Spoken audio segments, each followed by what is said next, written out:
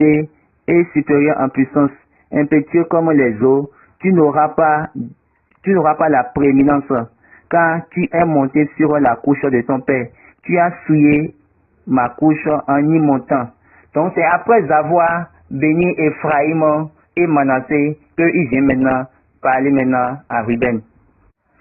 De là, Ruben a perdu l'excellence.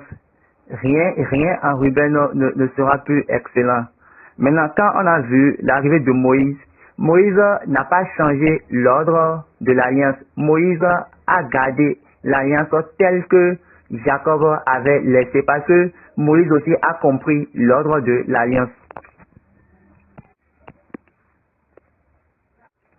Lisez 1er Chronique, chapitre 5, de 1 à 3. Dieu nous a dit quelque chose.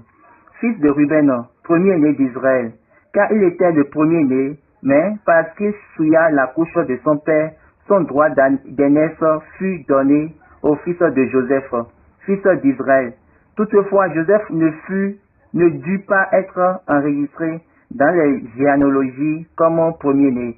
Judas fut à la vérité puissant parmi ses frères, et de lui est issu un prince, mais le droit d'aînesse est à Joseph, fils de Ruben, premier-né d'Israël. Écoutez bien, ces écrits-là, c'est les écrits de Moïse. Parce qu'il a souillé la couche de son père, son droit d'aînesse est donné maintenant aux enfants de Joseph. Quel enfant de Joseph a pris le droit d'aînesse? C'est Ephraim. Nous sommes tous d'accord. Les deux personnes importantes d'Israël est Judas et Joseph. Joseph maintenant qui est Ephraim. Donc c'est les deux personnes importantes. L'enseignement d'aujourd'hui va prendre beaucoup de temps, mais permettez-moi de finir parce que c'est très important. Là, de lire Zacharie 9 à partir de verset 11. À partir du verset 11. Et pour toi, à cause de ton alliance scellée par le sang, je retirerai tes captifs de la fosse où il n'y a pas d'eau.